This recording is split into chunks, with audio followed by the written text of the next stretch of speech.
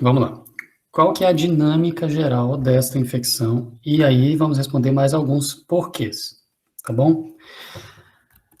Normalmente, como que as coisas funcionam? Quando você vai analisar uma doença, a dinâmica de uma doença, como que funciona, você pode analisar aquilo no indivíduo ou você pode analisar na população. Se você analisa na população, se para um indivíduo determinada coisa acontece com 4 dias, para outro 5, para outro 3, a média vai ser 4. Então, aí a afirmação geral da população vai ser, em 4 dias tal coisa acontece. Mas existem aqueles que acontecem em 3 e aqueles que acontecem em 5. Normalmente você joga um para baixo, um para cima, você tem uma margem de erro que você joga um pouco para baixo, para cima. Por quê? Não é margem de erro, de discrepância. Por quê? As afirmações que a gente faz em população, elas são médias.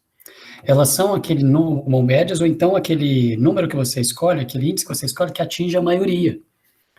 Quando a gente fala, depois que você pegou a doença, em 14 dias você está livre. Isso é uma generalização. Isso é para a imensa maioria das pessoas, vai ser assim. Mas tem alguns pacientes que ficam por muito tempo. Tem um paciente sendo acompanhado em São Paulo que ele está com o vírus, em condições de transmitir, está replicando o vírus, entendeu? Mas ele não fica não tem agravamento, certo? Mas ele está replicando o vírus há meses. Mas é uma exceção, você vai contar meses. Porque um cara ficou meses, você vai falar para a população inteira ficar trancada por meses? Se pegou? Não, você vai fazer uma afirmação baseada na população. Para a imensa maioria da população, 14 dias é suficiente. Existem alguns que ficam mais tempo. Por exemplo, estou acompanhando agora um caso que hoje é o 29º dia. E ele ainda está com o vírus em condições de transmitir e passar para outro. Outros 2 que eu acompanhei foram até 28 dias, ou seja, esse agora acabou de ultrapassar. Ok? Mas são exceções. Quando a gente fala regra, a gente está falando, para a maioria dos casos é assim, se você for exceção, você fugiu, você está fora daquilo ali, tá bom? Então, quando a gente faz afirmações como essas que eu vou fazer aqui, eu estou falando para vocês a regra. Para a imensa maioria das pessoas funciona assim. Existem exceções. E provavelmente vocês, com os conhecidos e parentes e pessoas em volta que tiveram situações relacionadas à infecção com esse vírus do SARS-CoV-2, vocês vão falar, não, mas foi diferente em tal caso. Sim, as exceções, elas acontecem, as afirmações, elas são para a maioria, tá bom? Então, no geral, como que é a dinâmica desse vírus, dessa viremia, dessa infecção por esse vírus? Digamos que aqui no verde, acompanhe meu mouse, digamos que aqui no verde, nesse calendário, certo? Nesse dia 30 aqui, mas eu não vou contar dia 30, vou contar 1, 2, 3, 4, 5, tá? Mas digamos que aqui no verde, nesse dia aqui, foi o dia que a pessoa infectou. Como? Ele foi, não aguentou e foi comer fora. Nossa, tava guardando direitinho, tava tudo bem e tal, mas foi no aniversário de um amigo, o amigo chamou, fomos, sentamos, comendo um churrasco juntos e tal, beleza. Comeu fora, foi lá e pegou. Tinha um lá assintomático, a pessoa fica normalmente 2 dias transmitindo assintomático, e aí ele pegou de uma pessoa que estava ainda sem sintomas. Tá bom. Esse, então, verdinho aqui foi o primeiro dia. Para a imensa maioria das pessoas, imensa maioria, isso aqui é baseado num artigo da Cell, que é uma das revistas top também, e altamente criteriosas para publicação, certo? A gente já falou Nature, a gente já falou Science, a gente está falando da Cell, a gente vai falar do New England, são revistas de referência, tá bom? Não é qualquer uma. Mas vamos lá. Se é aqui o dia que você pegou, ou seja, foi lá, comeu fora, foi pro churrasco dos amigos e tal, e pegou de um assintomático lá, o primeiro e o segundo dia que você. Primeiro e segundo dia, depois do dia que você se infectou, você não consegue transmitir para ninguém vírus. Você pegou hoje, você teve uma exposição hoje, ó, não teve jeito. Nossa, tive um acidente, fui levado para o hospital, não sei o que e tal, tive que engessar, blá, blá, blá. Nossa, e se eu peguei lá naquele ambiente de hospital? Você está na dúvida? Você tem como calcular o que esperar, caso você tenha pegado ou não, ok? Mas vamos lá. Primeiro dia você pegou, um dia que você infectou. Primeiro e segundo dia depois, então o dia que você pegou é o 0, o 1 e o 2. Os dias depois, certo? Você não transmite para ninguém. E você não tem sintomas. Não tem. Ok? esmagadora maioria das pessoas, tá? Então, você pegou hoje, dia 1, 2, sem sintomas e sem passar para ninguém. E tem um outro detalhe. Nesses 2 dias também, você não positiva num teste de COVID, de RT-PCR, que é o melhor teste que existe. Existem vários tipos diferentes de teste para COVID, de exames que vão detectar ou vírus, ou anticorpo, etc e tal. Vou falar deles agora nesse gráfico aqui do lado. Mas o melhor teste, a referência, o mais sensível, o que vai desempatar quando você tem dúvida nos outros, é o RT-PCR. Este teste, que é o melhor que tem, ainda assim, se você pegou hoje, amanhã e depois, esse teste não vai positivar, mesmo que você esteja infectado. Aí você fala assim, não, mas eu fiz um exame de RT-PCR e ele deu negativo, 3 dias depois começaram os sintomas, eu fui lá e estava positivo, fiz de novo e estava positivo. Então o primeiro exame estava errado. Não, simplesmente que você não pegou no dia que você achou que você pegou. Provavelmente você pegou um pouco depois de um outro evento, ou uma coisa que você comeu, ou no lugar que você foi, alguma outra situação de exposição aconteceu que você pegou, e você ainda estava naquele início, naquela subida de viremia ainda que não chegou no limite de sensibilidade do teste, então não positivou para você, mesmo o teste estando certinho. Ontem eu estava conversando com uma pessoa numa situação assim, que ela falou assim, nossa, eu peguei 14 dias depois, como que é? Não, o vírus que deu positivo no exame para a pessoa falou assim, nossa, mas eu positivei agora no exame 14 dias depois de ter tido contato com a pessoa positiva. Não, não foi, você pegou antes, você pegou agora, recente, você pegou depois disso. Aí a pessoa foi pensar, eu estive em tal lugar, peguei tais coisas, cheguei em casa, fui para casa, higienizei todas as embalagens, tudo antes de colocar para dentro de casa, mas eu não troquei a roupa. E lá naquele lugar eu sentei, eu encostei, não sei o que e tal, e trouxe na roupa. Pronto. É muito mais provável isso do que ela ter positivado 14 dias depois da exposição. Não. Ok? Não tem mágica. Então vamos lá, você pegou hoje, dia 1 e 2 você não transmite para ninguém, você não tem sintomas, você não positiva no exame, ok? A quantidade de vírus é muito pequena e está começando a crescer ainda. Aí o dia 3 e 4, ok, tive a mesma posição hoje, dia 1 e 2 nem pega, nem transmite e nem positiva em exame, dia 3 e 4, esses são os 2 dias mais perigosos para infecção, porque você tem mais vírus? Não, não necessariamente. Vai depender do organismo, vai depender de cada caso. Mas o dia 3 e 4 são os 2 dias assintomáticos. Você já está com uma carga viral que já pode dar positivo em PCR, no exame de PCR, embora também tenha uma margem de erro maior, pode dar um falso negativo ainda, porque a quantidade de vírus ainda está subindo, mas você já tem uma quantidade de vírus que pode dar positivo, não é certeza que vai dar positivo, mas pode já dar positivo no exame de referência, na RT-PCR, não no exame de farmácia. Não vai funcionar no teste de farmácia se você está com baixa viremia. O teste de farmácia vai funcionar se você está com muito vírus, ok? Então, esses testes rápidos, esses testes mais simples, não, eles não são bons, eles não são referência, a referência é o de PCR, beleza. Fazendo o melhor teste, é só desse que eu estou falando. Os outros testes ruins, eu não estou falando deles. Fazendo o RT-PCR, tá? Dia 1 e 2, nem ele vai pegar. Dia 3 e 4, ele já pode pegar, mas ainda assim pode falhar, mas nesse dia 3 e 4 você já está transmitindo. Quando você fala, já está saindo vírus. Quando você tosse, já está saindo vírus. Se você estiver tossindo, engasgou, você falou. Por isso, todo mundo de máscara. Mesmo quem não está com sintoma. Porque quem não está com sintoma vai borrifar vírus por 2 dias sem sintomas. O dia 3 e 4 depois da infecção, não é o dia 3 e 4 no calendário aqui não, tá, gente? Eu tô falando dos amarelinhos, 3 e 4 após a infecção. Esse aqui é o 0, que é 1, 2, que não positivo em exame, não transmite para ninguém, não tem sintoma. Dia 3 e 4 pós-infecção, que são os de amarelo aqui, certo? O indivíduo está infectado, pode positivar no PCR, mas ainda assim pode ter uma chance de ainda dar um falso negativo, mas ele já está transmitindo, e é quando acontece a maioria das infecções. É o churrasco, é o almoço, é o comer fora. Não tinha ninguém com sintoma. Todo mundo normal, todo mundo passou álcool na mão e lavou, mas tirou a máscara, gente. O cara tava falando, tava borrifando. Vocês vão ver daqui a pouco um slide sobre isso, tanto de que se espalha. Entendeu? Foi ali. E você tinha mais fechadura do que o seu vizinho, você pegou e seu vizinho não pegou de cadeira. Ok? Bom, Então, no dia 3 e 4 pós-infecção, você já pode dar positivo, você está transmitindo. Porém, os sintomas, para a imensa maioria dos casos, não vão aparecer. Nesse caso aqui, você já tem mais exceções. Tem pessoas que no terceiro ou quarto dia já começam alguns sintomas bem leves. Quem é bem observador já percebe alguns sintomas leves, mas o dia, de fato, para sintoma começar, é o quinto dia depois da infecção. Você pegou hoje, 1 e 2, você não dá positivo em exame, você não transmite para ninguém, você não tem sintoma.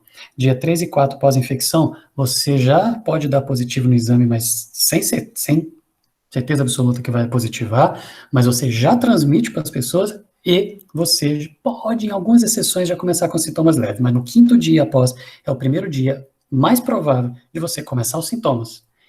E para a maioria das pessoas funciona assim. Para as pessoas que vão ter sintoma, quando eles vão pensar assim, o dia mais provável que eu peguei foi tal dia, vai calcular, é o quinto dia. Para a maioria, os sintomas vão começar no quinto dia.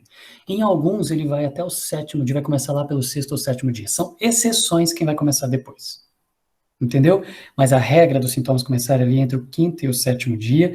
Pegando algumas das primeiras exceções, você vai até o nono, no 10º dia. Depois disso, não vai ter mais sintoma. Pouquíssimo provável, seria raríssima exceção. E essas raríssimas exceções seriam com 14 dias. Ok? Então, pensando em todo mundo, você infectou hoje, 1 e 2 não dá positivo em exame, não transmite para ninguém, não tem sintoma. 3 e 4 continua sem sintoma, mas já transmite para alguém e já para as pessoas e já pode pegar, positivar no exame. Então, é esse momento onde a maioria das infecções acontecem, porque as pessoas estão circulando achando que não tem nada. Aí, no quinto dia, começa sintoma, a pessoa já fica preocupada, já põe máscara, já fica dentro do quarto, já vai para dentro de casa, vai fazer exame e tal. Aí, as infecções são menores.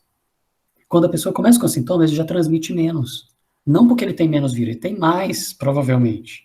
Em alguns casos, ele vai ter a mesma quantidade de vírus dos dias anteriores, e alguns ele vai ter mais. Tem alguns que vão crescendo viremia até o 7º dia, entendeu? Mas ele já sabe, porque já tem sintomas. Os outros já estão preocupados porque ele está com sintomas. Os outros também ficam preocupados de não tirar máscara. Então dá para entender por que essa turma do toca a vida sem máscara, que isso é frescura, isso é roleta russa. Não façam isso. Ok? Não dá para saber quem está ou quem não está. Beleza? Não tirem a máscara. A gente vai falar de máscara daqui a pouco, porque tem alguns ainda que ficam falando que máscara não funciona. Nós vamos falar disso já. Vamos olhar para esse gráfico aqui do lado agora. A curva, a linha azul, é a concentração de vírus. O eixo Y aqui, ó, é quanto vírus. Quanto mais alto aqui, ó, mais vírus tem. Quanto mais baixo, menos vírus tem, ok? Olha aqui, ó, nesse artigo da Cell. No quinto dia, depois da exposição, depois que você pegou, provavelmente a sua viremia está aqui, ó, no ponto mais alto. Provavelmente. Isso para a maioria das pessoas, ok? A quantidade de vírus sua está no ponto mais alto aqui no dia que começaram os sintomas. Para alguns, essa curva não vai começar aqui, ó. Ela vai subir mais um pouquinho até o 7º dia e depois ela começa a cair. Mas antes de cair, ela vai assim, ó, tem um declive lento. Ou seja, enquanto eu estou com essa carga viral caindo aqui, ó, olha aqui em que dia eu estou, no 10º dia. Isso aqui eu ainda estou transmitindo para as pessoas. Aí você vem aqui, ó. Aqui eu estou mais ou menos 15 dias, ok? Eu ainda estou transmitindo para as pessoas. Tem gente que vai até 21 dias, como eu já falei para vocês, alguns 28, outro que eu estava falando de hoje está completando 29 dias, outro lá de São Paulo que tem alguns meses, mas são exceções. Olhando para a maioria das pessoas, entre 10 e 15 dias, ele já caiu para um volume, de uma quantidade de vírus tão pequena, que ele já é mais difícil ele transmitir para alguém, ok? A imensa maioria das pessoas, depois de 14 dias que começaram os sintomas, o indivíduo já está com a carga viral tão baixa que ele já, estatisticamente, ele já não vai transmitir. Por isso que tem essa regrinha dos 14 dias. Esse é um porquê importante. Por que 14 dias? Porque para a imensa maioria das pessoas, começaram os seus sintomas hoje, conta 14 dias, você já não vai mais transmitir. Certeza absoluta que não vai transmitir? E se ele for essa turma aqui, ó, que continua por 21 dias, por 28 dias, por 60 dias? É exceção, vai transmitir. Se for exceção, vai transmitir. Agora, se você tem condições de fazer o exame, vai lá e faz o exame. Qual? O RT-PCR deu negativo? Você passou 14 dias, passou 10 dias, deu o RT-PCR negativo, beleza, pronto, você não está com a carga viral mais que você transmite. ok?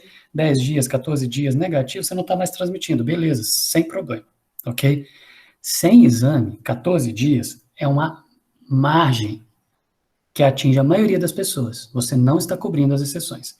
Então, se você quer garantia, faz o exame. Se você quer usar no geral, a margem, 14 dias é suficiente. Entenderam? Não tem garantias, ok? Sem o exame, você está aproximando, jogando na maior parte da população. Com o exame, você está jogando com o tempo e com o exame. E aí você tem uma segurança muito maior para poder falar, não estou transmitindo mesmo, tá bom?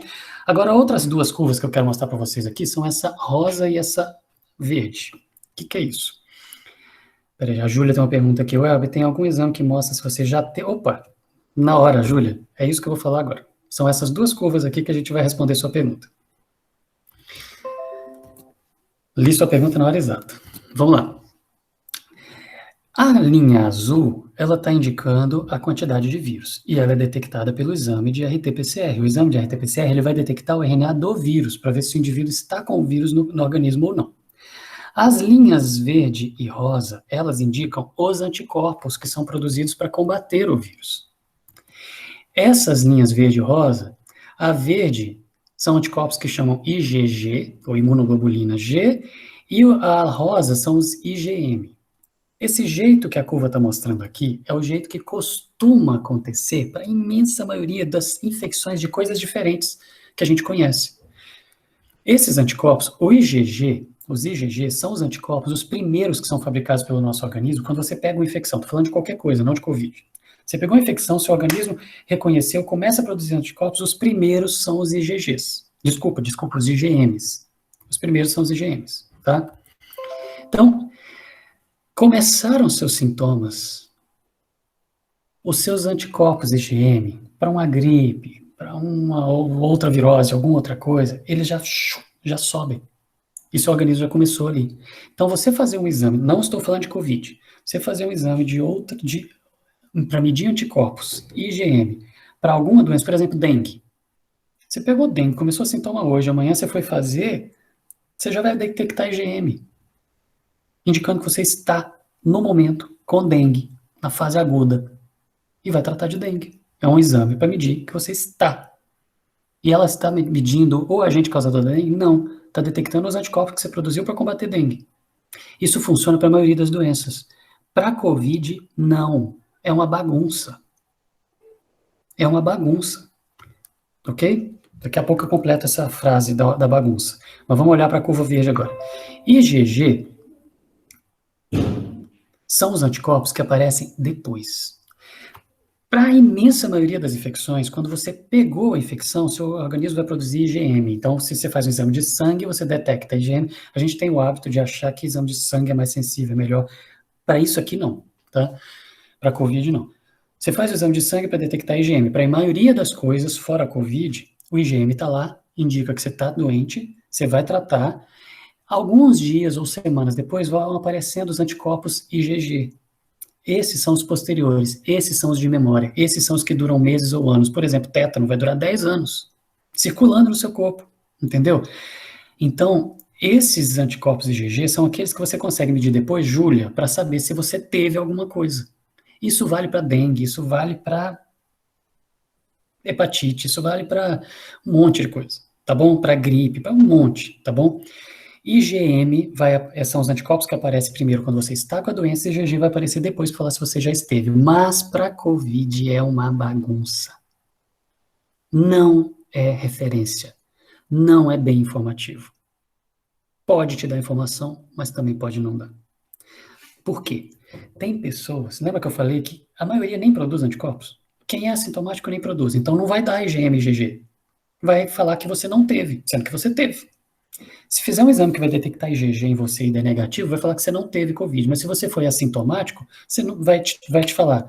O resultado do exame vai ser que você não teve porque não detectou IgG. Mas você não detectou IgG porque você não produziu. Porque a maioria dos assintomáticos não produz anticorpos. E a maioria dos sintomas leves, que somando os assintomáticos mais os sintomas leves, dá 80% das pessoas que tiveram Covid, não produzem. A maioria não produz. nem IgM quando está com a doença e nem IgG para falar que já teve a doença. Então, para essa doença, essa medição de IgM e IgG não é boa. Ok? Tá, e as células de memória? É isso aqui, ó. É esse pontinho aqui, ó, que a gente joga lá para 1 a 2 anos, que a gente ainda não sabe, isso é teoria. Até aqui já está medido, a gente já sabe.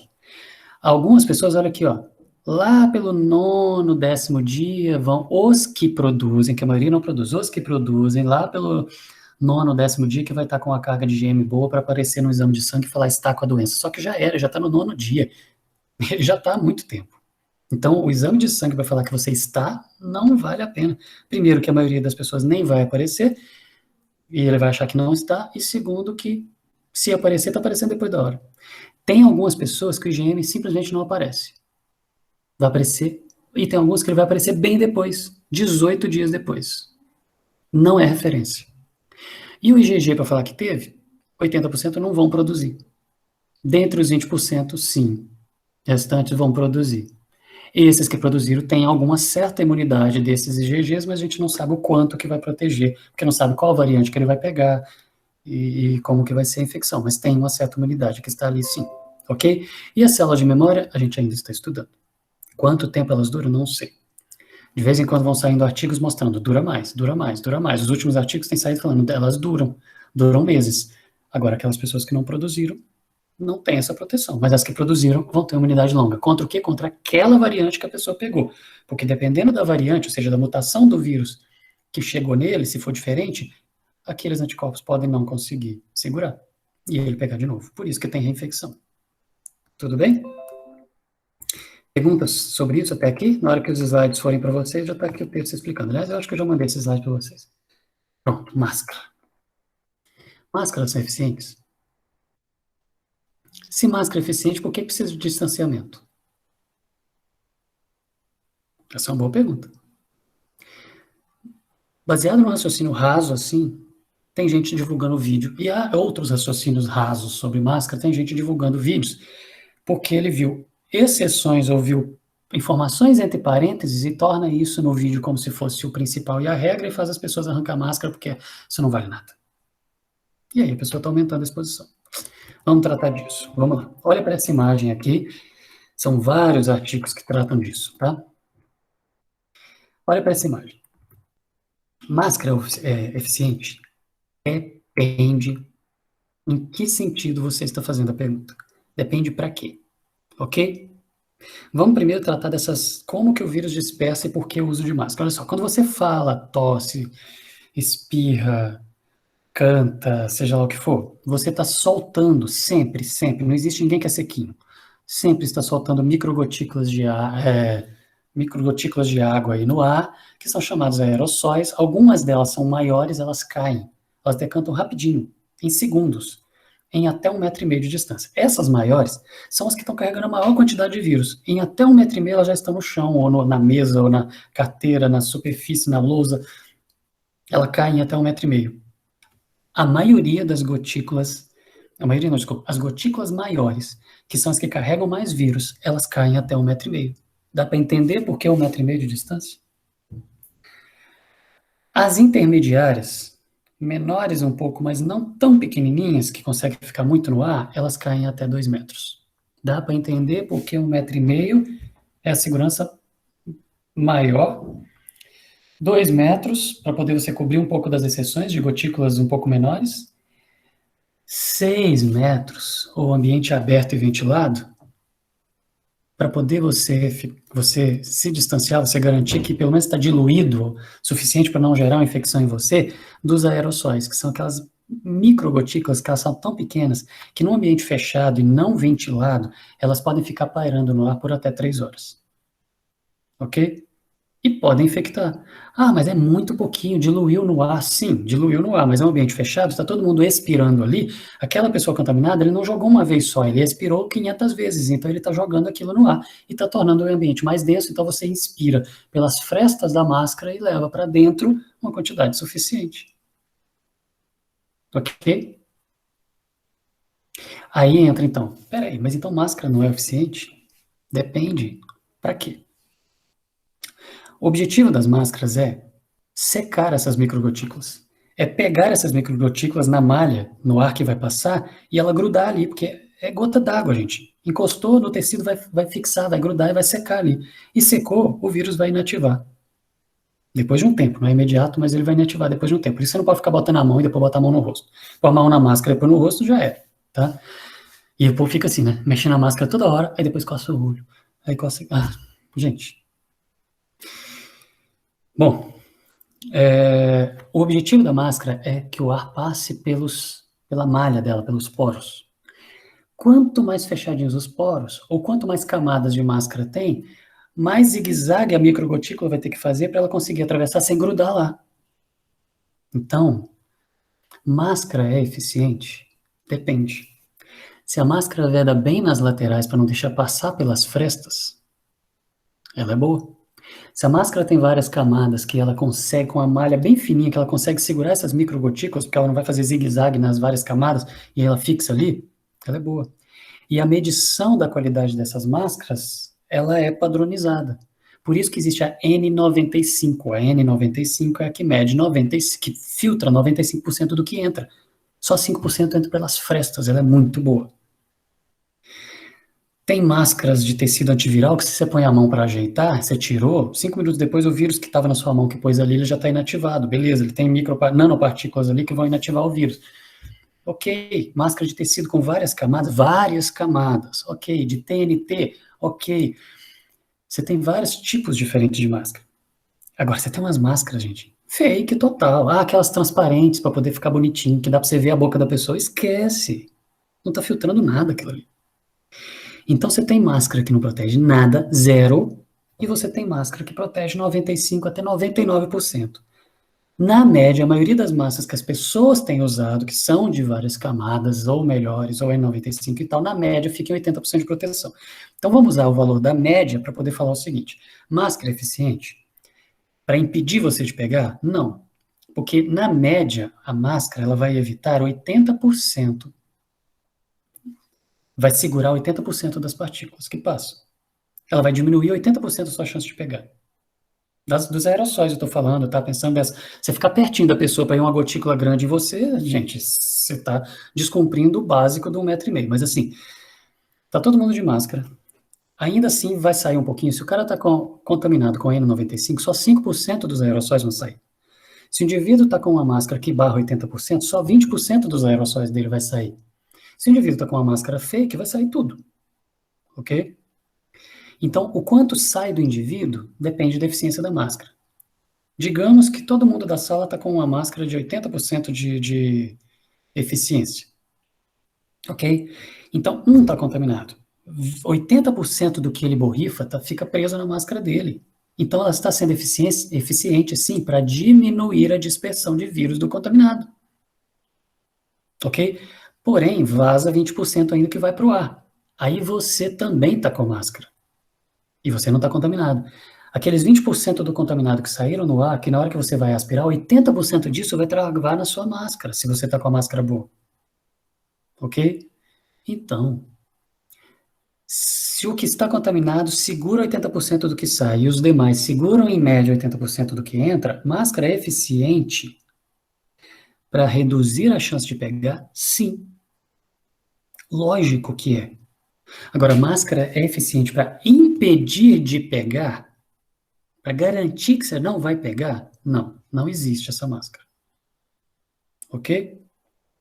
Baseado nessa afirmação, tem vídeos que espalham pelo WhatsApp falando máscara não vale nada porque não te impede de pegar. Dá para entender agora onde que está o engano do vídeo? E talvez a pessoa fez com boa intenção. Mas ele está falando o quê? Ela não garante, ela não te impede de pegar. E se ela não te impede de pegar, ela só reduz pra caramba a chance de pegar, ela é eficiente para diminuir a probabilidade de você pegar, gente. Ela só não é um escudo protetor que te garante. Tem um médico amigo meu que ele fala para os pacientes dele: não use máscara e fique em casa. Porque ele percebeu no ambiente dele, os pacientes dele, que as pessoas achavam que botava máscara era um escudo protetor que ele podia fazer o que ele quisesse que não ia pegar. Aí ele falou: não adianta, as pessoas estavam circulando de máscara e pegando. Então eu falei: então para de usar máscara e fique em casa. ela não é eficiente para te impedir de pegar. Entende? Então, a pergunta se máscara é eficiente ou não depende para quê? Para diminuir a chance de pegar? Sim. Para impedir de pegar? Não, porque ainda tem uma chance pequena de ainda assim passar. Júlia, qual que é a melhor? A N95. Ok? Que é aquela que trava bem assim, que... eu não me lembro qual, mas eu vi alguma foto que vocês postaram da aula presencial, algum professor com uma delas, não lembro qual. Mas é aquela que trava mais, ela prende com 2 elásticos, ela trava bem aqui do lado, ela tem até um araminho para poder travar, fazer o contorno do nariz para não deixar fresta, e tem uma espuminha debaixo daquele alumínio que gruda na sua pele para não deixar nem o óculos embaça. Essa é a melhor. Agora, ela é boa assim, né? Para você dar aula, por exemplo, você fala, sua boca, sua voz não fica abafada, ela é boa se você for colocar o microfone ali, ela vai segurar pra caramba, 95% das partículas que saem aqui entram, ótimo, fantástico isso, tá? Mas ela segura muito o ar, então ela só dá para você fazer atividade tranquila. Você está dando aula, você está falando, você está movimentando pouco, você está fazendo um trabalho braçal, correr com N95, aí você vai passar mal. Aí entram os outros vídeos de meias verdades que circulam por aí, falando não use máscara porque máscara aumenta a quantidade de gás carbônico que você está inspirando, que não sei o que, lá. Aí tem alguns vídeos que o cara vai lá e coloca um medidor de CO2 dentro da máscara e mede lá, tá vendo? A concentração de CO2 aqui tá tanto, isso pode provocar isso, aquilo, e fala que você vai passar mal se você usar máscara. Gente, aquela máscara que veda muito, aí que o indivíduo está medindo a quantidade de CO2 ali dentro, ok? Se o cara está fazendo academia com aquela máscara, sim, ele sopra CO2 e ele aspira muito mais rápido, porque ele está respirando rápido por causa da atividade física. Então, ele jogou, ainda não deu tempo de 95% embora, e ele está puxando de volta. Então, ele realmente está puxando uma quantidade de gás carbônico maior. Mas para as atividades leves, para o dia a dia, não é atividade braçal e aeróbica, não tem problema nenhum. Agora, você vai fazer uma atividade aeróbica, você não vai usar uma N95, porque ela vai travar demais, você não vai conseguir respirar direito. Então, é meia verdade falar que a máscara faz mal. Depende se você está usando a máscara adequada para o ambiente adequado. Ok? Entenderam como separar as meias verdades sobre é eficiente ou não é? Depende. E faz mal? Depende como você está usando. Tudo bem? De máscara tem vários slides respondendo várias perguntas. Passa na escola, passa na igreja, passa no supermercado, passa no... É possível passar, depende da qualidade da sua máscara, depende de quantas pessoas, depende de quanto tempo você vai ficar ali, certo? Porque você está filtrando 80%, 90%, 95%, ok? Agora, mantendo a distância, você está de máscara, que já filtra 95%. Fica a mais de 2 metros de distância das pessoas, então as gotículas grandes já vão cair. Os aerossóis que estão saindo da pessoa estão se espalhando, estão diluindo, já diminui a quantidade que vai chegar na sua máscara. E quando chega na sua máscara ainda filtra 95% para entrar, então a chance já vai ficando cada vez menor, ok? Agora, se você fica num ambiente que as pessoas estão ali respirando por horas e não tem a troca de ar nem forçada, se possível, então vai ficando mais denso. Então você não tem como garantir que a N95 vai preservar. Tá bom? Então tem todas essas perguntas aqui nos slides que foram para vocês. Depende para quê? Para impedir de pegar, ela não é eficiente. Agora, para reduzir a chance de pegar, sim, ela é eficiente. Máscara, beleza? E por último, esse é o funcionamento das escolas. 11 de março eu fiz esse levantamento de estudos sobre escolas no banco de dados, onde tem mais de 99% das publicações científicas do mundo, tá bom? Tinham 8.256 artigos falando sobre isso, tá bom? Sobre infecção de crianças, para poder tratar sobre a questão escola, tá? Óbvio que eu não li 8.000 artigos, eu fui pegando, filtrando por as melhores revistas, como vocês viram que eu fui fazendo nos slides, tá? E todo dia eu leio, todo dia eu faço a minha seleção e pego as melhores da seleção daquele monte que saiu no dia, porque é muita coisa, tá bom? Ok. Vamos responder sobre como acontece com crianças. Estou falando de crianças. Adolescentes, no caso, vocês, isso já está mais próximo de adultos, ok? Crianças, até 12 anos, estou falando aqui, tá bom? E é linear. Quanto mais novo menos chance de pegar. Quanto mais novo, menos chance de passar. Quanto mais novo, menos chance de agravamento. Quanto mais velho você está no meio do caminho, mais chance de pegar, de transmitir, de agravar, etc e tal, tá bom? É linear isso daí, de criança até o idoso. Por isso que idoso é o supergrupo de risco, 40 anos está no meio, adolescente está aqui embaixo, certo? Por isso que adolescente não entra no calendário ainda, porque as aprovações da Anvisa já tem. Só não colocaram ainda porque querem vacinar todo mundo até os 18, antes dos adolescentes, porque é onde está o maior risco, tá bom? Falar que crianças e adolescentes têm menos risco de pegar e de transmitir, significa que na escola é impossível pegar na escola? Não. Depende de você. As escolas, melhor ou pior, mais ou menos, elas são obrigadas a seguir as regras. E as escolas fazem o seu esforço para poder cumprir as regras. Mas quem tem que cumprir são vocês. Então, quem vai no presencial, na escola, é você que é o responsável por cumprir as regras.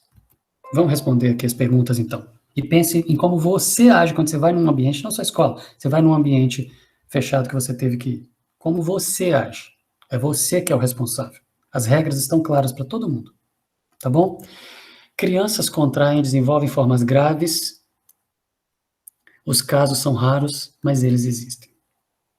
Criança pega, gente, com a chance bem menor. Eles têm muito menos da ACE2, eles têm muito menos comorbidades, eles têm muito menos agravamento, eles têm muito menos chance. E tem mais alguma coisa ainda em criança que a gente ainda não tem a resposta do porquê que eles pegam bem menos. Mas pega.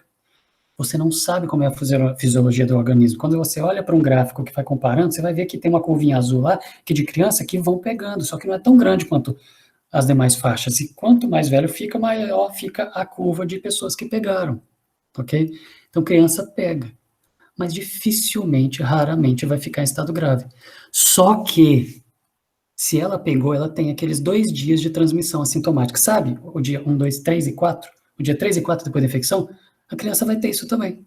Só que não vai aparecer sintoma. Se não vai aparecer sintoma, ela não vai ficar dias borrifando vírus. Ela só vai borrifar vírus naqueles 2 dias. E a quantidade de vírus que ela borrifa é menos. Tem estudos sobre isso, então quem fica defendendo que escola é um ambiente que não pega, usa esses estudos para falar assim, não, a criança produz menos, borrifa menos, não sei o quê, pega menos, passa menos. Isso tudo é verdade. Ok? Tudo é verdade. Porém, não é que elas não pegam. Pegam menos. Não é que elas não transmitem, transmitem menos, mas ainda assim transmitem. E quem são o principal fator de risco, grupo de risco para pegar? Os mais velhos. Quanto mais velhos, ou quanto mais comorbidades, ou quanto mais risco em casa, pior daquele mais velho pegar de uma criança assintomática naqueles 2 dias de janela, sem sintomas que ela está transmitindo, sem saber. Ok? Um outro caso que eu acompanhei foi isso também, as pessoas cuidando direitinho, não, os filhos vão para a escola, foram para a escola e tal, vieram e os adultos pegaram, mas não saíram, onde que foi e tal, mas levaram o filho, voltaram para a escola e tal, então os filhos não tiveram sintomas, foram testar, os filhos estavam positivos, e os adultos pegaram deles, ok? Testou, positivou, mas os pais já tinham pegado, porque foi aquela janela de 2 dias sem sintomas, testou, porque teve um coleguinha que teve, aí testaram os filhos estavam positivos, mas os pais já tinham pegado, entendeu? Então é possível, é raro, eu não estou falando que isso é regra, é raro, mas existe, tá bom? O que mais? Então, realmente transmitem os vírus, só que elas transmitem menos. Aquela janela de 2 dias existe, sim, transmitindo uma quantidade de vírus menor, então pense, se você está falando de crianças que transmitem menos e elas estiverem de máscara, já está saindo menos vírus, estão saindo menos gotículas e ainda estão segurando 80%. Então, se as regras forem cumpridas, entendeu? Você vai jogando os riscos lá para baixo, se as regras forem cumpridas. Mantém distância, mantém máscara, não comem junto. Você está jogando lá para baixo. Porque se ela for sintomática, vai ter 2 dias de janela e talvez não passe para ninguém. Ok? Agora, e adolescentes? Eu vou mostrar um gráfico para vocês verem a curva das idades. Adolescente, mais do que criança, mas é menos do que jovem. Ok? Escolas não são o principal foco de transmissão, mas existem surtos nas escolas. No início, quando liberou escolas, estavam exigindo que as escolas testassem. E as escolas faziam a testagem e sempre aparecia positivo. Aí ficava o povo todo, um surto na escola, um surto na outra, um surto na outra. Vocês ficaram vendo na imprensa, surto na escola A, B, C, D, T. Aí, pronto, pararam de exigir que a escola testasse. Pronto, ninguém tem escola mais. Mas eles existem. O que é surto? É quando mais de 3 pegaram no mesmo ambiente, entendeu? Isso é que é surto. Se as regras forem cumpridas, o risco disso é baixíssimo. Mas depende de você para que as regras sejam cumpridas, tá bom? Não é, então a escola não é o principal fator de local de transmissão. Um supermercado é muito mais risco do que uma escola, ok? Por quê? Porque tem um monte de adultos circulando lá, entra e sai, entra e sai, entra e sai, entra e sai, borrifando e tornando aquele ambiente mais denso. Qual que é o horário menos arriscado de ir num supermercado quando ele abre? Por isso que o primeiro horário é reservado para os idosos, que são os que têm mais fechadura para poder pegar esse vírus. Então vão no horário onde o ar está menos denso, de microgotículas borrifadas ali, ok? Bom, então para evitar surto na escola, o que tem que fazer? Máscara boa, não é a máscara bonitinha. Quanto mais camadas, melhor. Quanto mais grudada, melhor, por mais que incomode. Ok? Manter o distanciamento, no mínimo 1,5 m. Ok? Inclusive no lanche. Você mantém 1,5 m dentro da sala. Na hora do lanche, sempre todo mundo um grudadinho no outro e tira a máscara para comer. Gente, não adianta. Ok? Usar álcool o tempo todo. Por quê? Porque aquelas microgotículas que estão saindo, elas vão decantando e elas vão aterrissando na carteira, na mesa, na maçaneta, na fechadura, lá no banheiro, esqueci o nome. Gente, na torneira, esqueci o nome. Aquela parte que você gira da torneira, ok? Aquilo vai decantando e você sai encostando toda hora nas coisas. Então, toda hora você passar, de tempo em tempo você passar álcool, lavar a mão, você tirou aquilo que você já tocou, que na hora que você botar a mão na máscara para ajeitar, você não está botando o vírus lá, ok? Manter portas e janelas fechadas é você aumentar o risco. Quanto mais coisas abertas e o ar circulando, menos chance de infecção, porque as microgotículas que estão saindo de quem está dentro da sala estão indo embora para fora. Então, botar as janelas e portas abertas e o ventilador ou o ar que seja apontando para a janela, jogando para fora o ar, faz com que ele circule e leve aquelas gotículas para o ambiente externo, ok? Então, não deixar nada fechado, por mais quente que esteja, ok? E não mandar, óbvio, não ir para a escola se você está com um mínimo de sintomas, se você teve contato com positivado, se tem alguém com sintoma em casa. Ah, mas é só uma coriza. Ah, mas é só uma tossinha, não é Covid, não. Ah, mas é só uma dor de cabeça, não é Covid, não. Gente, nós estamos numa pandemia, não tem jeito. E os hospitais estão com 99% de lotação. Os públicos. Os privados com 94%. Estou falando da nossa região. Por cento de lotação. Então, não dá para brincar. Tá bom? E uma última coisa, ainda sobre escola.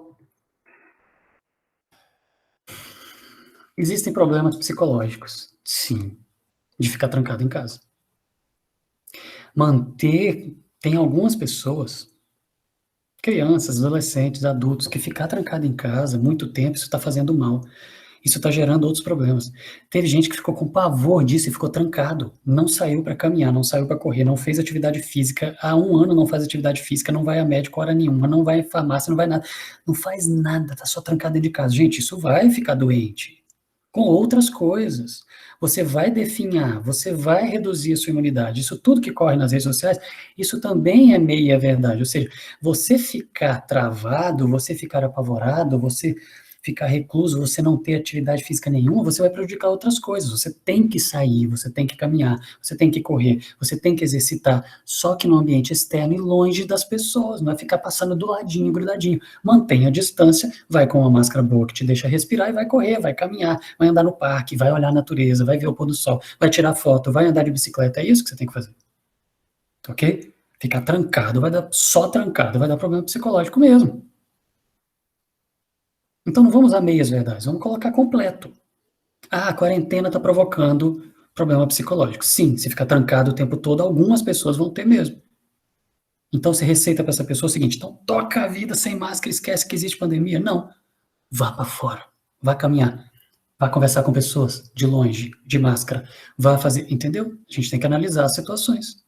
e tomar a melhor decisão. E as famílias, ninguém melhor do que as famílias, com boas informações, para poder tomar as decisões adequadas. Uma coisa que a gente faz e que é muito prejudicial é pressão. Você pressionar uma família para poder mandar o filho para a escola, ou para poder ir para uma festa, ou para ir para o aniversário, ou para ir para o churrasco, ou para ir por consideração, por não sei o que e tal, tal, depois a família se arrepender porque tinha um assintomático que passou, que pegou, e a família teve um agravamento em uma situação crítica, entendeu? Não vale. Então deixe que cada um tome as suas decisões, sem bullying, sem pressão, sem briga, sem ironia, sem ficar forçando a barra para a pessoa fazer. Porque cada um sabe onde aperta o calo. Quem tem avós em casa, quem tem filhos, ou pais, ou parentes que vivem e convivem junto, que tem comorbidades, e que se você pegar, você vai até ser assintomático, mas você pode levar para casa e ter uma situação crítica dentro da sua casa. Nós não somos clones uns dos outros, nós não temos realidades iguais. A gente tem que respeitar as decisões que as pessoas estão tomando. Por isso que existiu uma pressão gigantesca quando o governo veio no estado de São Paulo, querendo forçar e obrigar todo mundo a voltar para a escola. E aí os pais pressionaram, falaram, não, não mando porque meu filho é diabético, não porque meu filho é hipertenso, não porque eu tenho os avós em casa, não, porque cada família tem o seu contexto. E aí o governo abriu e falou assim, a família decide. Ok? Perguntas?